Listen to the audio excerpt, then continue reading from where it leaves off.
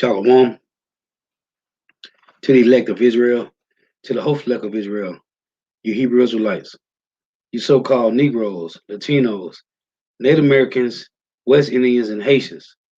Got to give all praises, honor, and glory to Yahweh, Bahashim, Yahweh Shah, the Most High, the Heavenly Father. His Hebrew name is Yahweh, not Yahweh, not Jehovah, not God, not Elohim, not Most High, not Lord, not Yah, not Jah, not Ahaya, not Allah. It's Yahweh. And his only begotten son name in the Hebrew is Yahweh Shai. Not Yahshua, not Yeshua, not Jesus Christos, not Jesus Christ, not Serapis Christos, not Yeshaya, not Yehoshua. It's Yahweh Shai. So gotta give all praise, honor, and glory to Yahweh, Bahashim, Yahweh Shai, Bahashim, Rekah Korash. Double honors to the apostles and elders of Great Millstone who rule well, who teach well, who are the apostles and elders of all of Israel, whether you can accept it or not. And a sincere salutation to all the Akim, pushing the truth and believing the truth throughout the four winds of the earth, the entire world, waking up the hopeful elect. And shalom to the Akwath who are listening and learning. The few sisters who are listening and learning. I'm Isaiah from Jim Messolano Camp coming at you another lesson in truth, facts, faith, and edification. Another daily edification. Lord's willing, this be edifying. And I titled this lesson, Sedition, Division, and Rumors of War. This is the new normal. Lord willing, to be edifying. This is for educational purposes only. This is not for monetary gain. I do not own a copyright to these videos that I'm going to play. This is for educational purposes only. Lord's willing, to be edifying. Now I got a few clips. I'm going to show you what's going on in Babylon the Great, which is sedition and division and rumors of war. Lord willing, to be edifying. So the first one I'm going to play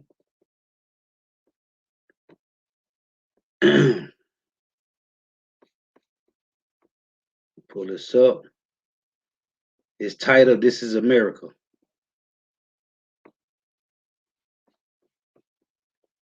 So let's check this out. Make sure it's sharing. Okay.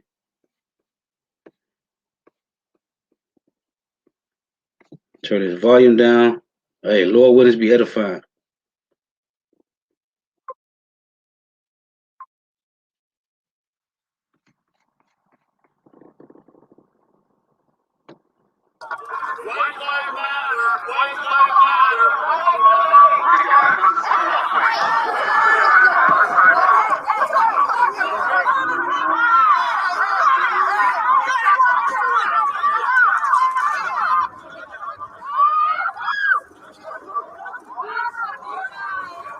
Dog lives matter. Dog lives matter. I'm still dog lives matter.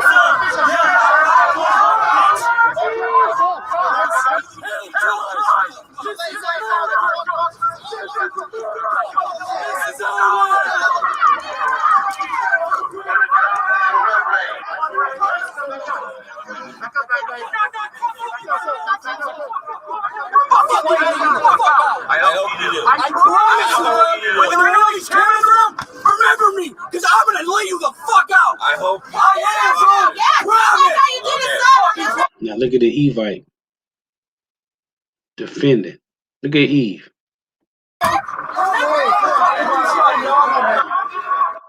Look at Eve standing there. Check it out. Promise.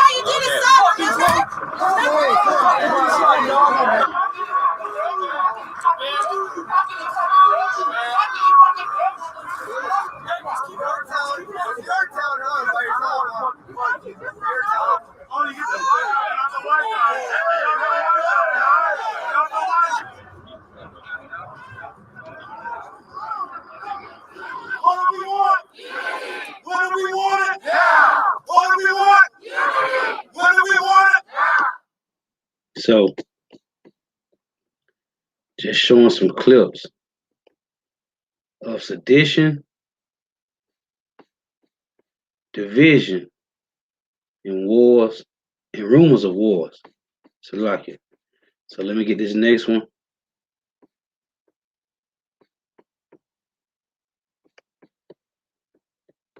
It's crazy, man. But these are the prophecies that's playing out. So check this one out.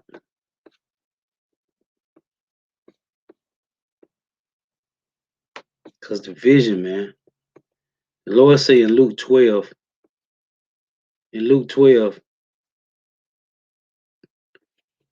if in 51, that he's bringing division, man. Okay, division. Check this out. The images have become all too familiar. A burst of violence, then fear.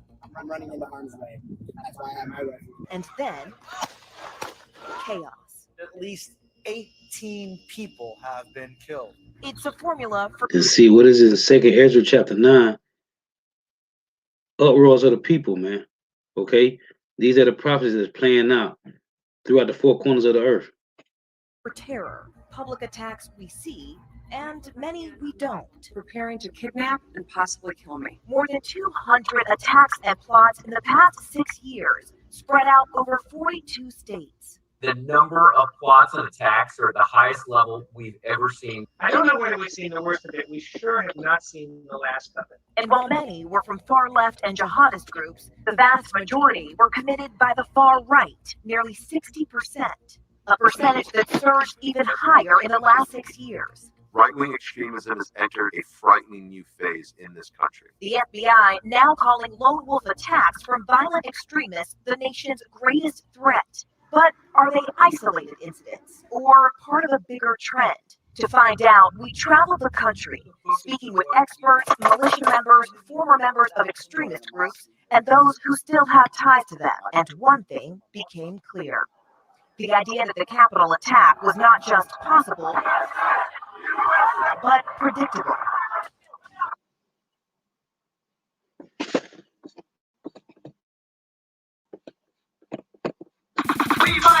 So lucky for the infomercial.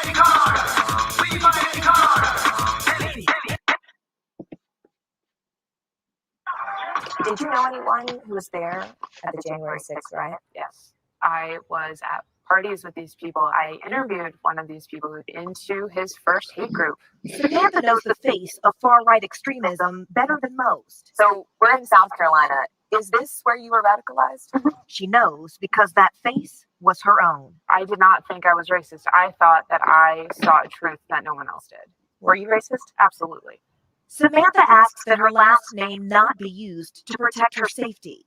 She was inducted into a white supremacist group called Identity Europa nearly 4 years ago, after her boyfriend had been radicalized online. He had started saying some just strange things that I now know are all far-right jokes and slogans. But I confronted him and just point blank was like, what is this? What are all these phrases? And he had said that he was a fascist and he didn't want to be with someone that didn't support that. I was so desperate for his approval that I ended up choosing to try and understand it. And I fell into the far right. There, she met some of the most prominent faces of the modern far right, including Richard Spencer and the organizers of the Charlottesville Unite the Right rally. This is the type of awful, tool propaganda do behind advertising. They would get books written by or about Jewish people and burn them. And the whole concept behind it was to stop anyone else from having to read Jewish propaganda. But yeah, it was a book burning.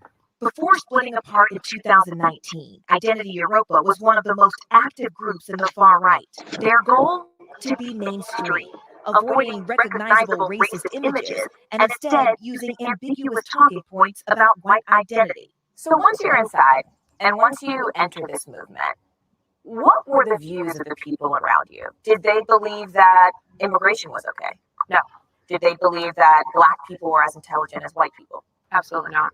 Did they believe in the Holocaust? You're kind of softballed on all of these topics. And by the end, if all of these things work correctly, then absolutely no immigration. Like the race IQ theory is real. Holocaust absolutely never happened. But Hitler was just a compassionate and empathetic person who just wanted to take care of his people. Dylan Roof, the mass murderer, was a saint. Segregation is an absolute ideal. I think what's so shocking about this movement in today's day and age is here you are, have your wits about you. How do you end up in this space? I think part of the reason I decided to speak up was because there's so many high-ranking people in this movement. No one wore hoods. They wore slacks. They were EMTs. They were lawyers. They were doctors. They were your neighbors. They were your family members, still believing in all of this stuff. And I think that is what makes all of this so dangerous and so, it's just terrifying. You can't spot the white nationalist anymore. When Heather Heyer was killed by a white supremacist in Charlottesville, Samantha began to have doubts. 2 months later, her grandmother died, a woman born in Germany and forced to be a member of the Hitler Youth as a child. How did she feel about you joining the violent alt-right? She knew exactly what it was as soon as I presented it to her. She called me out and just said, that is Nazism. What you think you're doing is Nazism. Now, Samantha uses her experience to help others through a project called Future Freedom, an online platform for those on the inside who want to get out. This is a problem that I think is reaching every living room of every house, every laptop of every computer in the country. And I don't want there to be a world where there are X amount more of me's that went through it and have no idea how they fell for that.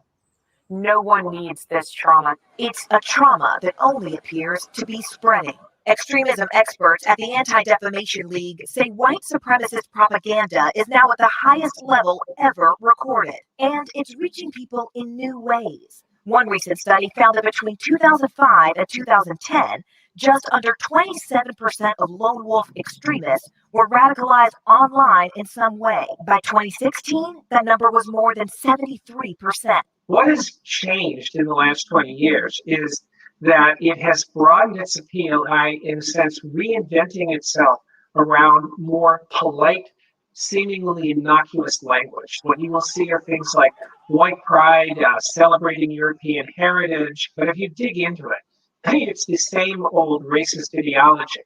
It's just been repackaged. A transformation that sometimes takes a winding road. Chester Doles is running for a county commissioner seat in Lumpkin County, Georgia, about an hour north of Atlanta. He's also fundraising in support of candidates he believes share his values. I'm running on a MAGA candidate platform. There's a tidal wave of MAGA candidates that are going to rise up in 2022. What are your top 3 issues? Top 3 issues would be pro-life, pro-gun, pro-wall. When he was younger, he was a leader in the Ku Klux Klan and a member of a neo-Nazi group. Stand back, stand by. Now, he says that's all in the past. When did you come out and renounce racism? Because I know you did that in the past. 2019, several times in 2020, but whatever banner I might have been fighting under, the enemy had always been the same. Left-wing radicals, socialist. But the Ku Klux Klan isn't against leftist radicals. They're against Black people, Jews. What do you believe now that you didn't believe then? It just depends on who's looking at it. When I've ever read anything like that, it seemed like they were just pro-heritage. The Ku Klux Klan? But, well, in some forms. But I'm not here to defend them. That was 28 years ago, and I will not spend one more day I did this last year. No more apologies. Get over it. Publicly disavowed by candidates at the federal level, including Congresswoman Marjorie Taylor Greene and former Senator Kelly Loeffler. He's since thrown his support behind a new slate of candidates, some of them from diverse backgrounds. But many still question whether Doles has changed at all. I know that you had come out and denounced racism, but when I was looking at social media, you had put this picture here saying that Jovi Val was coming to speak at one of your rallies here. And then this is him, Jovi Val, with a racist, and this is a Nazi hand gesture. And then he posted here, "Get in, we're hunting Juden." So he's talking about Jews. And that's him with your platform. Do you think that's someone who's a white supremacist? I wouldn't call him a white supremacist. I think Jovi's got some issues. I didn't know he was quite that extreme. But that was posted before you invited him. When you invited him and said you were bringing him here, he had already posted those things. Yeah, well, Jovi was involved a lot with the MAGA. I wasn't aware of any of his other street activism. But what about, on your social media, these are people following you with swastikas and white power signs. Why are these people attracted to you and your platform? I don't know. Maybe they're good people, as far as being good American citizens and stuff. But can you be a good person, a good American citizen with a swastika and white power? I don't look into people's personal you know, what they're all about. What about this one? I saw you posted just recently this year. You were posting about Valentine's Day stickers and you showed 1488. Oh, God forbid. What does that mean? I don't know. You don't know what 1488 means? No. All that time and in the Klan and reading these white supremacists, 1488 means nothing to you? Tell you. Is it a coincidence that it's a white supremacist? It must be. He knows exactly what it means. Jonathan Greenblatt is an extremism expert with the Anti-Defamation League. The number 14 refers to what they describe as the 14 words, which is kind of a white supremacist maxim. And 88 refers to the letter H, right? It's the eighth letter of the alphabet. And HH means Heil Hitler. Doles is no longer a member of the Klan, so is it fair to still label him a white supremacist or an extremist? ADL's been tracking Doles and other white supremacists for years. And this is something that they do, Morgan. So white supremacists often use this ethos of, quote, plausible deniability. With a wink and a nod, will signal to white supremacists, but look at, let's say, the mainstream media and say, but I'm not one of them anymore. It's a denial and a movement that leads some to take matters into their own hands. This is the NFAC. An all-black militia with a mission to defend the black community by any means necessary. So this is training for one of the new tactics. Appearing by the hundreds at protests from Stone Mountain, Georgia to Louisville, Kentucky, they demand justice for police killings of unarmed black citizens and counter what they believe is the threat of right-wing militias. It's a movement started in 2017 by this man, former musician and Army veteran John Grandmaster J. Johnson. Is the movement growing? By leaps and bounds. We met with him outside of Cincinnati, where he says another new chapter is now in the works. The NFAC stands for the Not Effing Around Coalition. What's behind the name? The NFAC was born out of the last 4 years under the Trump administration. The deterioration of racial relations in this country. It means that we are preparing yourselves to defend yourselves by any means necessary. Is violence an option to reach your goals? The United States was built on violence being an option. Violence should be the last option. Extremism experts say the group is distinct from far-right militias, with a record of coordinating with police and avoiding violence. When you talk about January 6th, and we saw those rioters storm the Capitol, what do you say to critics who say you're no different from them? They're extremists, you're extremists. Show me where we have done those things. They killed people. They disrespected the government to the point where they have invaded its sacred halls. Show me where we've done those things, because we have done none of them. We were allowed rare access to a training site of a chapter at a secret location in rural Georgia. We are now driving to the NFAC training facility. We spoke to one member who only gave us a code name, Shy, to protect her anonymity. Why did you decide to join this movement? It's for the cause. Black people, we need to learn how to defend ourselves. This is definitely one way to do it. Do you all, have normal jobs? You work for all different sectors? Absolutely. We're business owners, we're doctors, lawyers, we're your everyday person, anywhere from Walmart to the corporate sector. What are you all training for? We're training for self-defense. We have all these different groups, those who are far-right extremists, those who are combating the far-right extremists, and then people who are trying to help de-radicalize young people online. How does this country begin to solve this problem? There is no silver bullet that will solve the problem of extremism. We actually need not just the full force of government, we need a whole of society strategy if we hope to tackle this. Tackle a problem that may only be getting worse. I mean, and some of us will stand to the end, defending American values and family values. I think the enthusiasm that was so overwhelming on January 6th is because people seen it as our last, this is it, Trump's gone, we're done. Is that what you think? Yeah. What do you think those rioters thought they were? I think they all thought that they were revolutionaries, that they were going to bring justice and the truth out to the country. I know what that feels like. I felt that too. You thought you were the last stand of The Western civilization. a civilization that some are afraid will leave them behind. So, this is Sedition. Division, Wars, and Rumors of Wars, man. And Rumors of Wars, Salakia. Sedition, Division, and Rumors of Wars. So they got a couple more, man. Hey, cause things is heating up. And the Wadi Haba Shema Shah. So I'm gonna pull let's pull this one.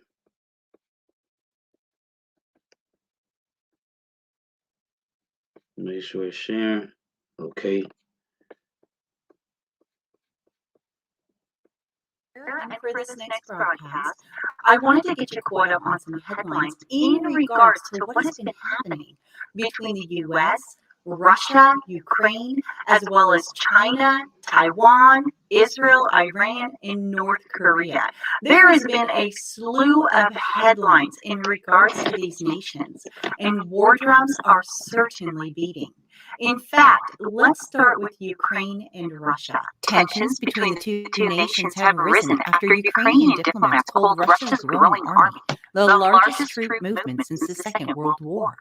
Joe Biden issued a warning on Thursday urging the Russian president to de-escalate tensions and refrain from military action. In a statement, Biden said that if Russia continues to interfere with our democracy, I'm prepared to take further actions to respond. Now is the time to de-escalate. The U.S. had canceled the deployment of 2 warships to the Black Sea on April 14th in order to avoid any unnecessary escalation of the situation. And the Kremlin had previously warned U.S. warships to steer clear of Crimea for their own good, and has closed part of the Kerch Strait in an attempt to block foreign warships from reaching Ukraine. It goes on further to report that a sergeant for the Ukrainian military on the front line of the eastern border told the Telegraph that I can't tell you what's going through the heads of the political leaders in the Kremlin. We can see the increase in the number of troops and equipment on our border, but we cannot say for certain. We cannot make any kind of forecast. But they are bringing battalion tactical groups to our border, and we are ready for the assault, if it will happen. General Todd Walters, the top U.S. military chief in Europe, warned on Thursday that there is a low to medium risk that Russia will invade Ukraine over the next few weeks. Speaking of which, Russia has deployed 50 warplanes to the Black Sea as the U.S. has warned commercial airlines to avoid Crimea and eastern Ukraine regions. Moscow says it's conducting aerial exercises involving missile launches and bomber movements over the contested region. Currently, the 50 Russian fighters, bombers, and attack aircraft are taking part in exercises over the Black Sea. According to Interfax, during the exercises, the planes will perform missile launches and bombardment of naval targets.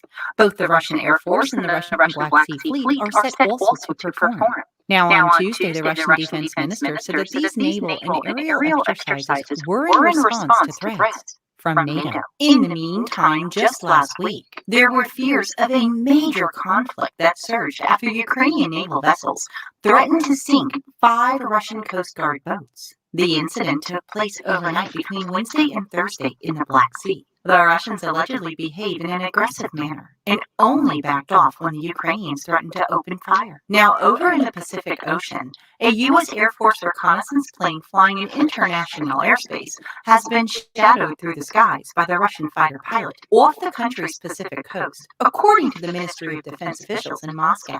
The ministry confirmed that the spy plane, equipped with high-tech reconnaissance equipment, had not violated the border and was escorted along its flight path.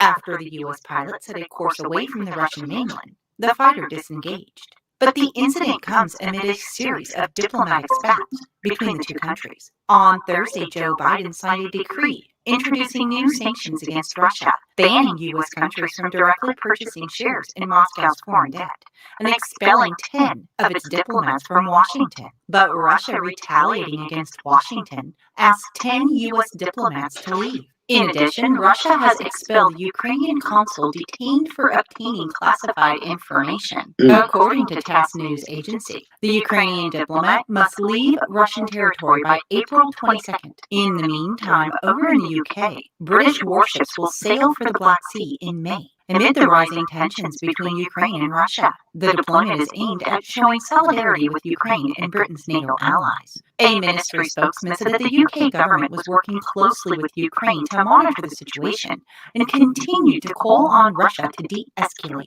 Now, the New American is reporting that Tulsi Gabbard has stated that the Biden administration policies could lead us into a war with Russia, resulting in suffering beyond comprehension, with hundreds of millions of people dying and the end of the world as we know it. The former Hawaiian Democrat congresswoman warned on the Tucker Carlson Tonight Show that a failure to de-escalate tensions with Moscow over Ukraine could result in a nuclear conflict. She also stated that if Biden keeps racketing up tensions, it's not a question of if we will go to war with Russia and if those results are a nuclear holocaust, but a question of when. And this would be the end of the world, she said, as we know it. You know, I do not agree with Tulsi on a range of different subjects, but she certainly has a good point here.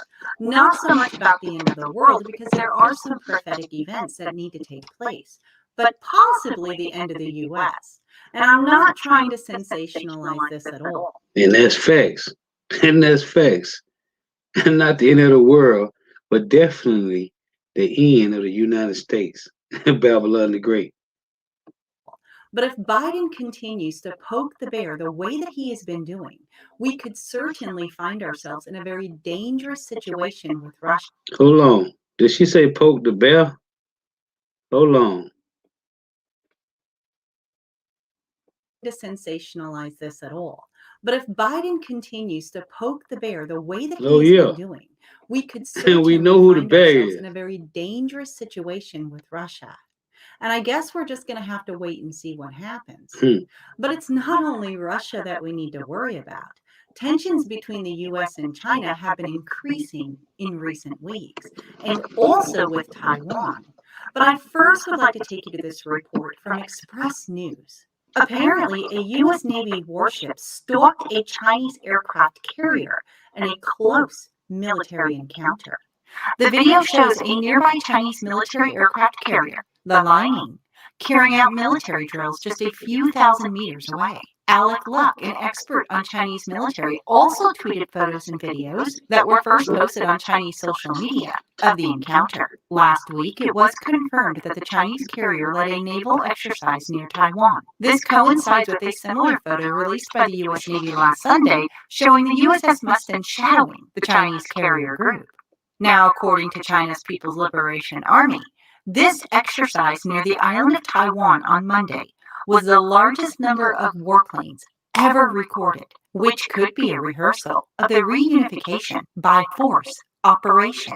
China's PLA deployed 25 aircraft to fly over Taiwan, breaching its air defense identification zone. A Chinese military expert and TV commenter told the newspaper that the exercise could be a rehearsal of its PLA's combat plan over the Taiwan island, and it could feature air superiority seizure and attack on land and maritime targets, including warships of interfering foreign countries. According to the Global Times, the exercise conducted by the PLA served as a warning to Taiwan and the U.S. after the two had made a series of provocative moves. In the meantime, Beijing has blamed Washington and Tokyo for undermining stability in the Asia-Pacific region after they released a joint statement saying that regional challenges would be addressed by all means, including nuclear. The statement by Biden and the Japanese Prime Minister, the first foreign leader to officially visit Biden at the White House, was released on Friday. It criticized China,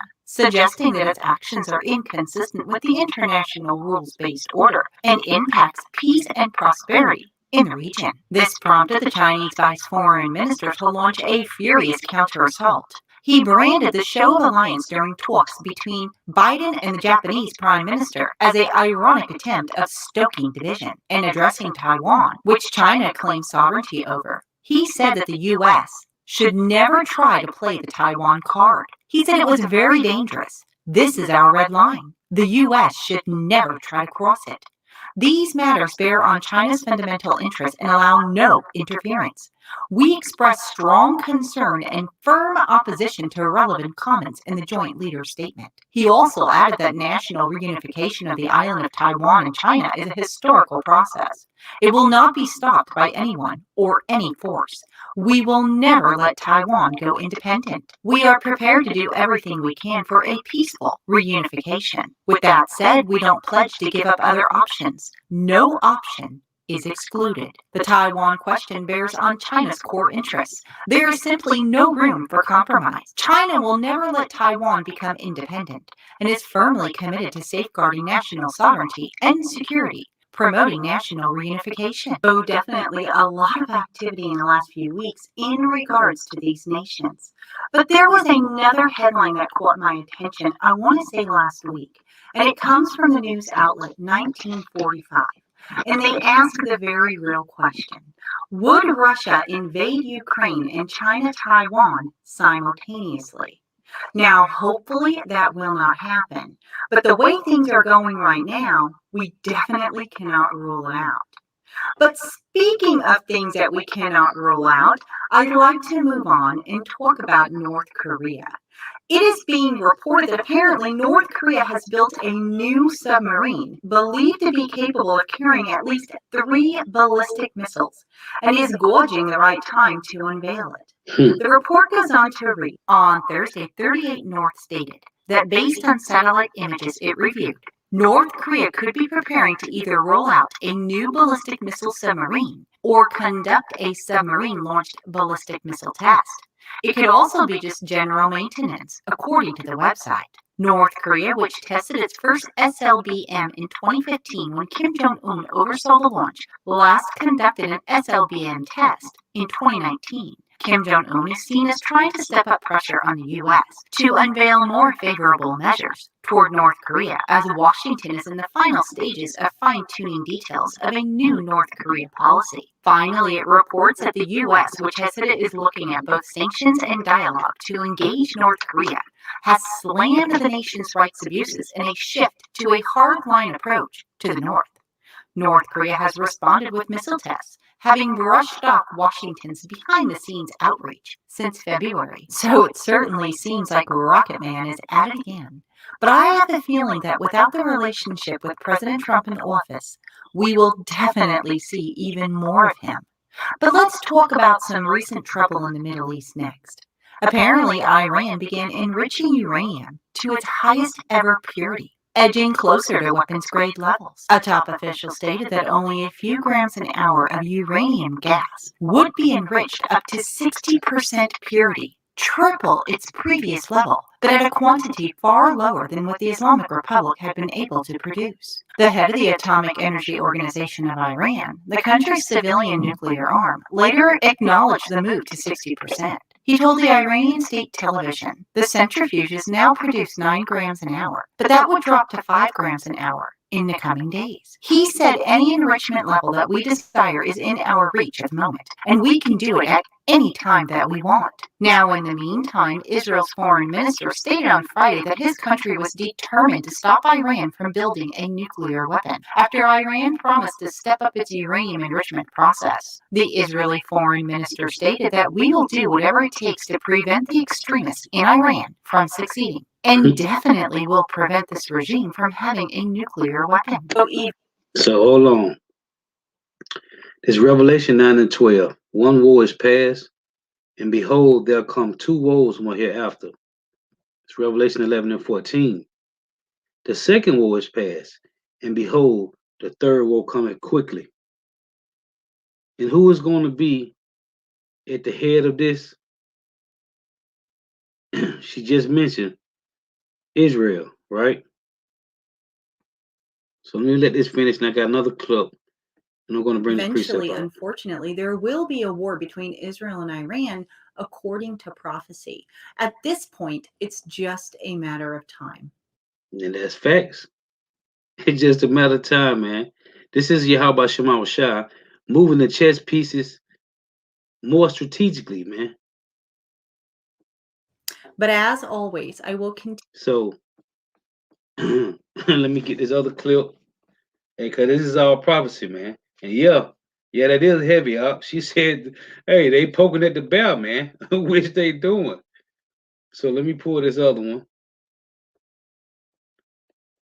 Hey, sedition, division, and rumors of war, man. So since she mentioned that, let me pull this one. I got one more after this. Because as the scriptures say that the least of the flock shall draw them out. And the least of the flock is who? Israel. So check this out. Biden administration and Israel swear. Hold on, let me get that from the top.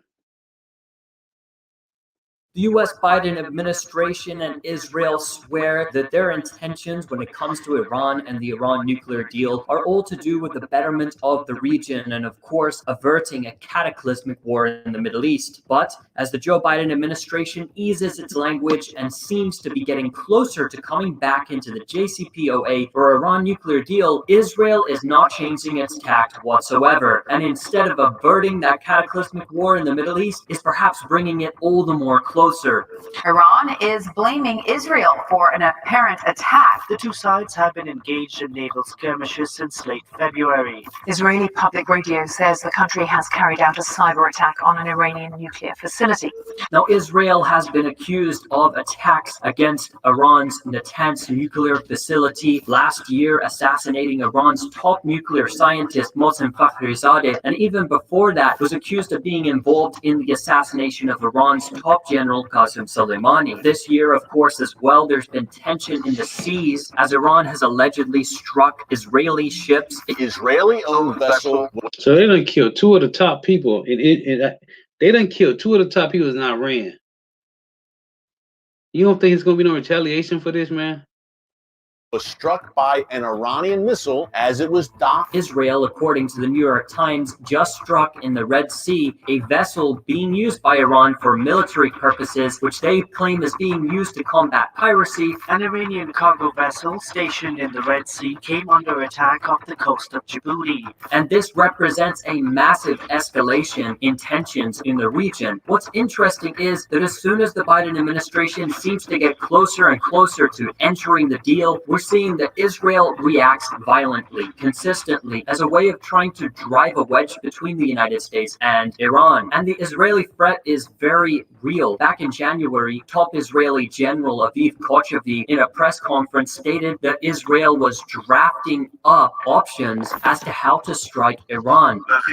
I have instructed the IDF to prepare several operational plans in addition to existing ones. Later in January, then Benjamin Netanyahu again threatened Iran and said that regardless of any deal which is signed between the United States and Iran, they will not bow to any pressures. And to confront common challenges, chief among them, the threat posed by Iran. They will continue to adopt an offensive strategy against Iran and what Netanyahu calls Iran's pursuit of the nuclear bomb. Now that may sound pretty heroic, however, Netanyahu has absolutely no proof that Iran is actually going towards developing a nuclear weapon.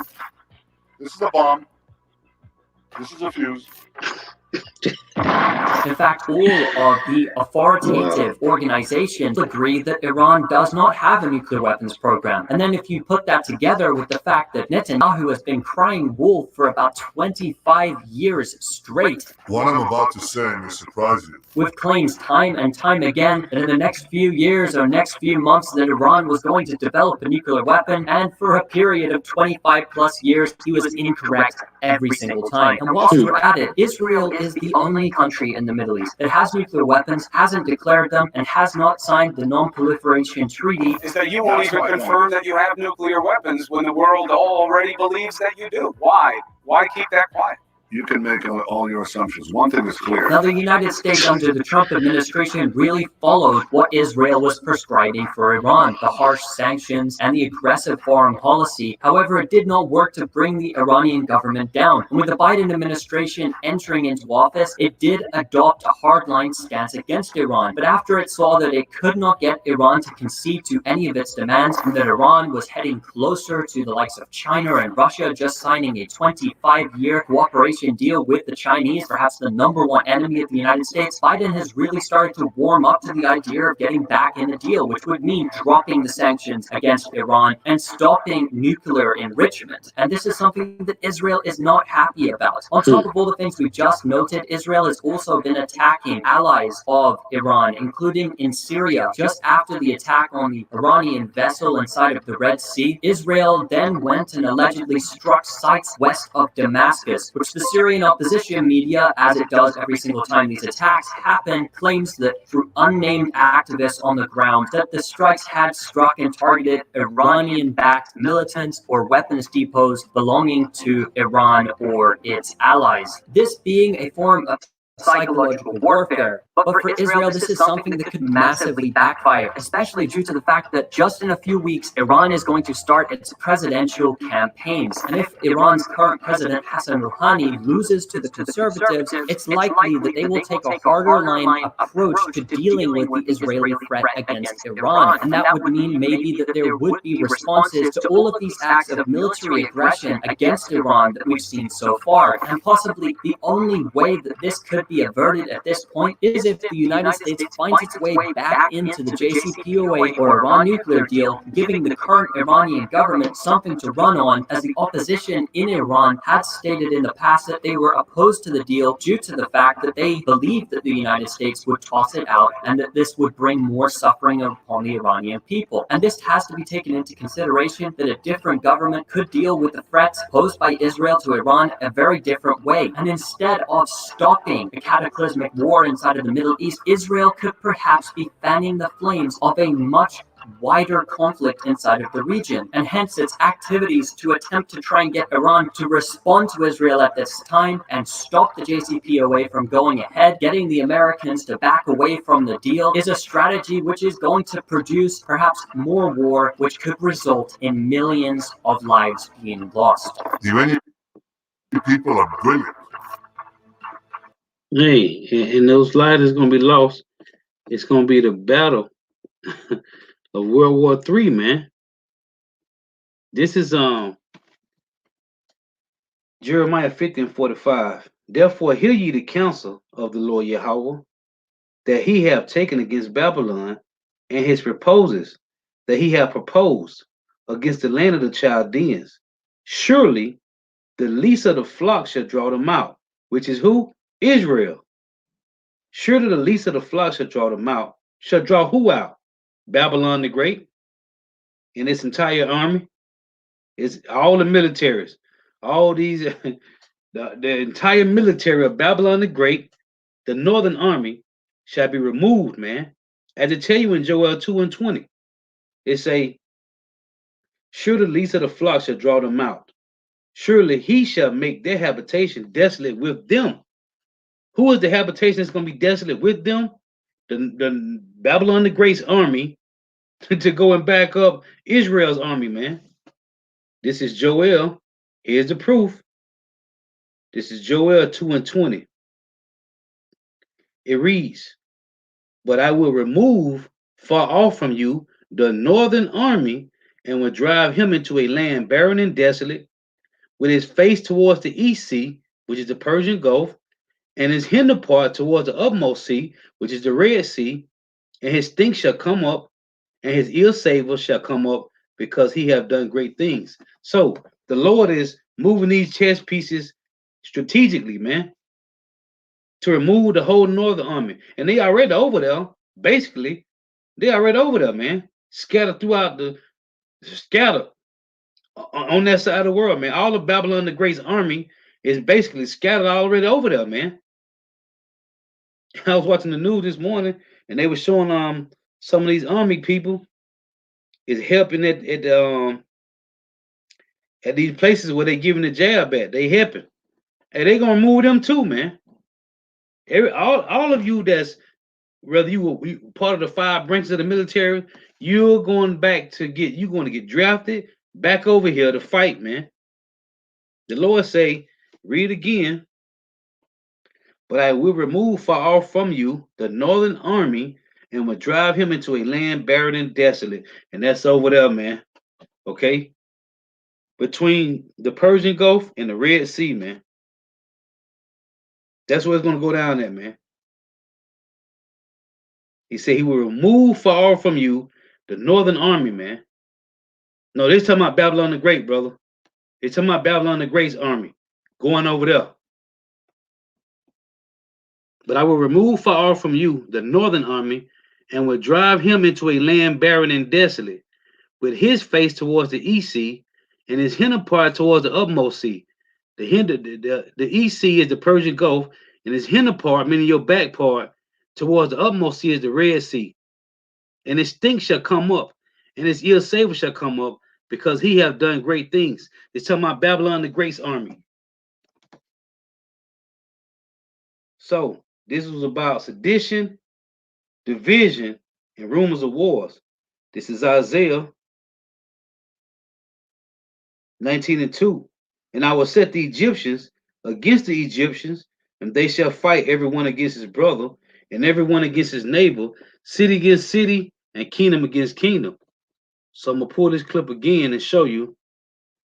I want to stop it and play the precepts with the clips, but I wanted to get through all the clips. So this one right here. Yeah, brother, that's talking about Babylon the Great's army going over there into that land barren and desolate to fight World War III. So check this out.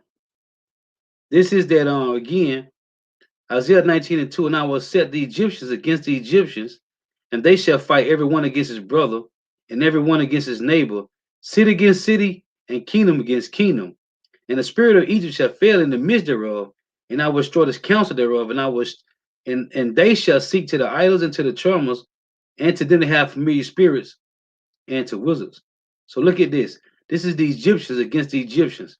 It say, and they shall fight everyone against his brother and everyone against his neighbor, city against city, and kingdom against kingdom.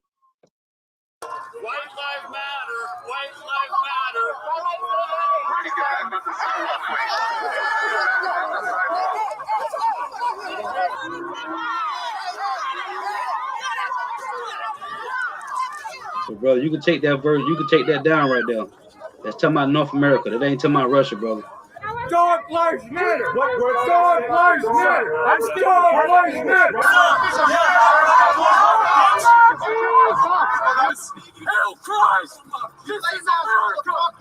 This is America. This is our land.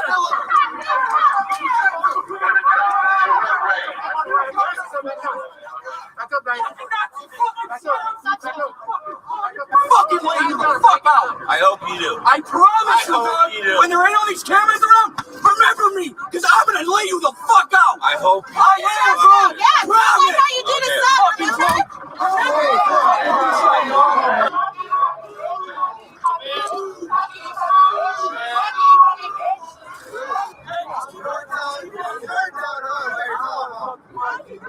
Brother, take that comment down about the Northern Army is Russia. Delete that. If you still there, delete that. The Northern Army is not talking about Russia. When do we want it? Now. What do we want? When do we want it? So you see, I want to show that clip to go with that precept that I'm reading. Because the rest of these precepts is going into the division. Now this is Mark chapter 3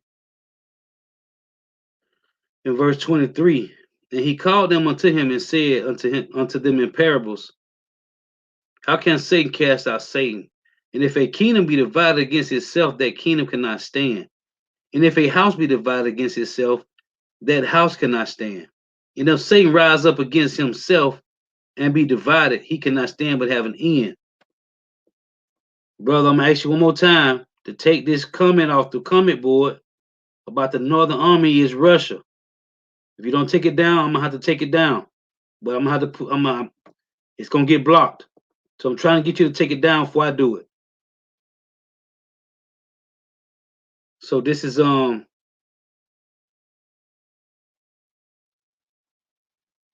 me see. Luke 11:17. But he, knowing their thoughts, said unto them, every kingdom divided against itself is brought to desolation, and a house divided against a house falleth. You see? So Babylon the Great is a number of confusion here, man. That's what Babylon mean, confusion.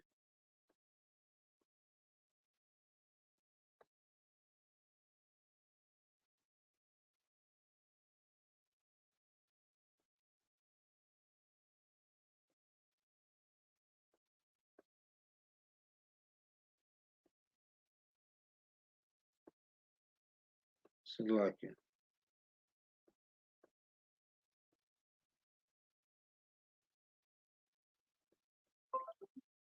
That's what Babylon mean, man. A bunch of confusion, man. So I just want to go into that, read a few of them precepts, show you how the Babylon the Great is separated, man. So Lord willing to be edifying. Got to give all praise, honor, and glory to Yahweh, Bahashim, Yahweh Shah, Bahashim, Rikah Kodash. Double honors to the apostles and elders of Great Millstone who rule well, who teach well, who are the apostles and elders of all of Israel, whether you can accept it or not. In a sincere salutation, taught the ark and pushing this truth and believing this truth throughout the four winds of the earth, the entire world, waking up the hopeful elect. And shalom to the Akwat who are listening and learning, the few sisters who are listening and learning. I'm Isaiah from the Jim Solano Camp. Lord will is edifying. Until next time, I say shalom. The water for tuning in.